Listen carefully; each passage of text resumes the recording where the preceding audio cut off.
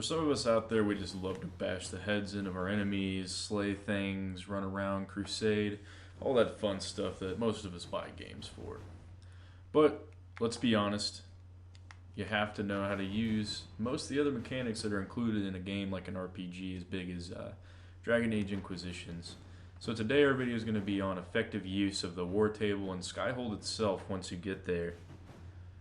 And we're going to start right off the bat with Forces, which is my personal favorite perk tree for the Inquisition.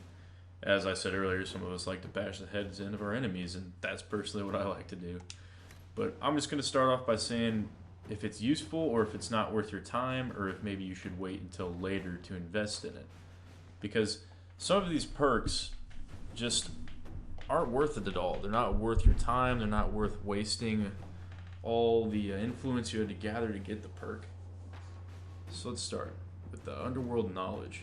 Detailed study of underworld customs and their brutal but practical applications. Opens up new dialogue options. Okay, I'm not going to read all these, that'll take forever. But anyways, this can be kind of useful if you're trying to level your character up quick right off the get-go. Like it says, it opens up new dialogues, which can kind of help you get out of some fights or get certain agents or other merchants within Skyhold. Personally, I wouldn't invest in this first. I would wait until later, till you have extra perks, and then you want to kind of be a completionist for the game. So that's one we'd save for later and not really waste right off the bat. Masache's Method. Now this one,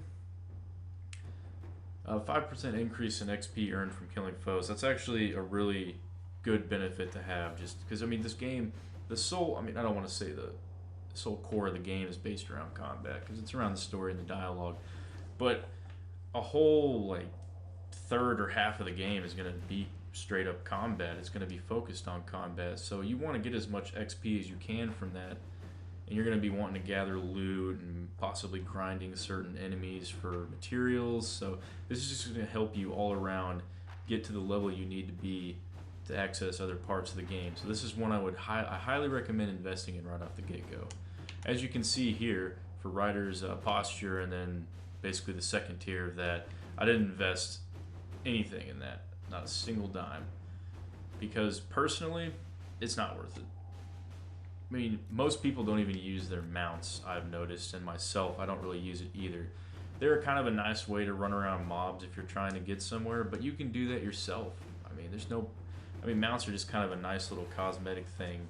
They're not so much useful, in my opinion. Some of you may have found good uses for them, but just for me, I've never really used them, never had a reason to. They just seem more of a nuisance to try to call in, mount, dismount.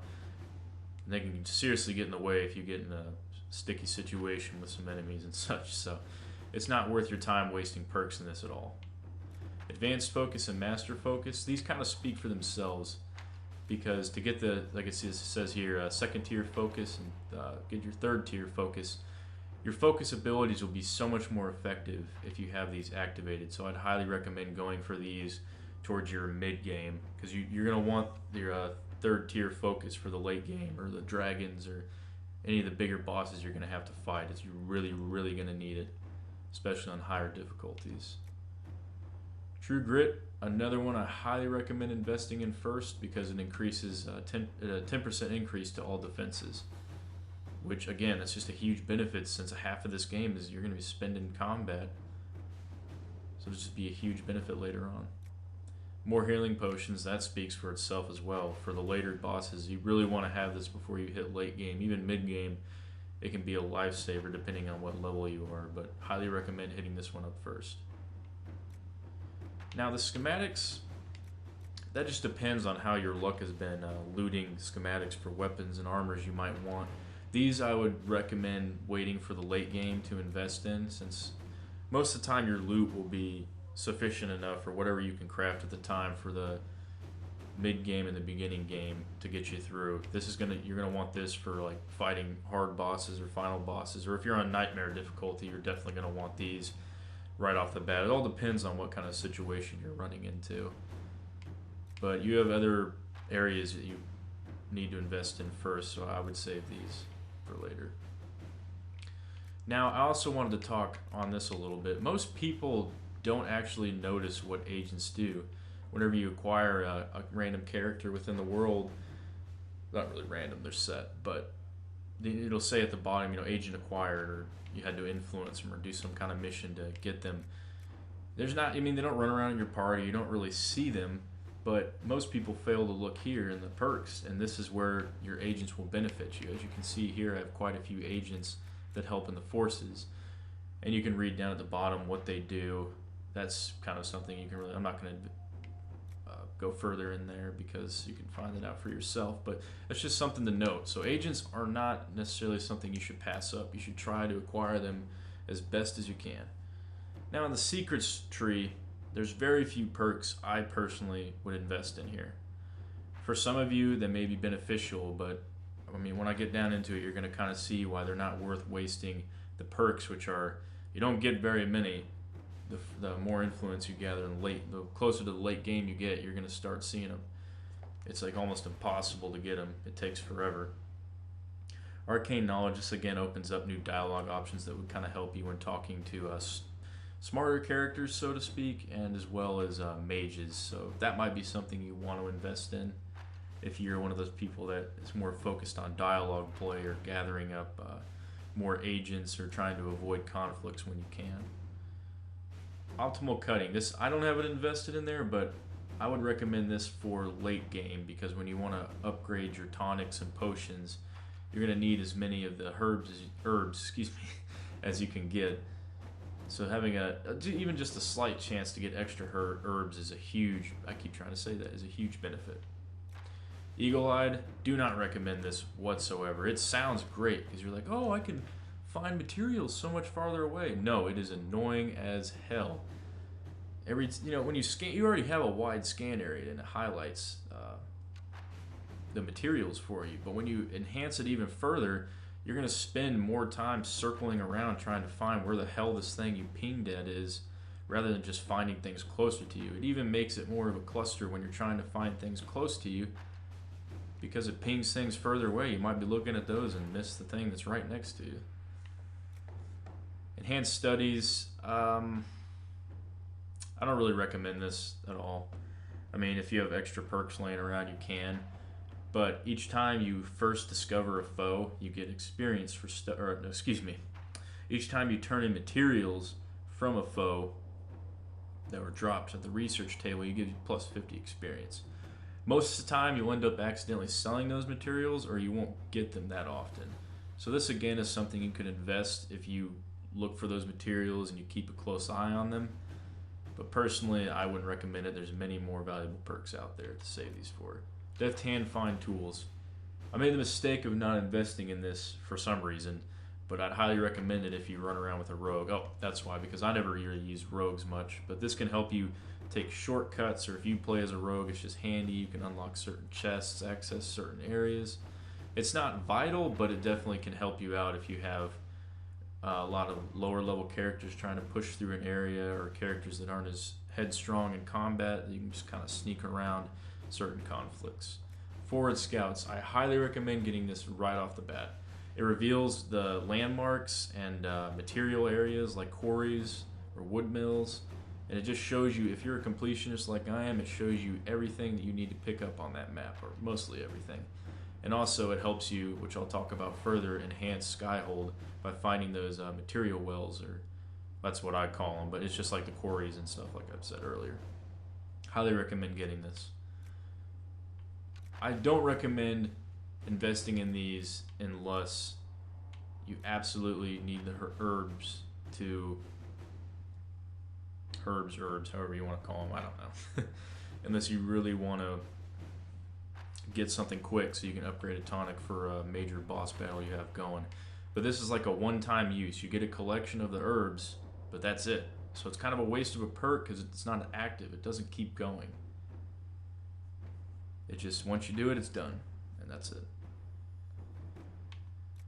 And once again, these are agents I've acquired, so don't pass up those agents. You can get them in every tree. Now, connections. There's not many in here either. that I would be a high recommend, but most times I really don't. I wouldn't recommend buying from shop owners. I just don't see the point in it. And you can find almost everything you'd be able to buy, unless there's something that looks really cool or be so helpful to you. You might want to invest in these where you can get a 10% discounts.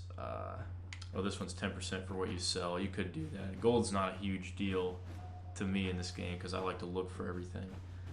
And then also buy and sell 50% better. So again, it's just something if you really like to use shops or if you really see something you like, you might invest in it, but it's just not worthwhile in the end because you're going to stop using the shops towards the late game because you're going to have everything you need and materials are going to be a really big push. So I'd say perks for those or just for things that just keep going or active benefits for you.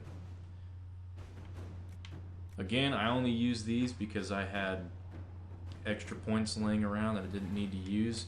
These just get you those materials. They're a one-time use. They'll get you rare materials, but then that's it.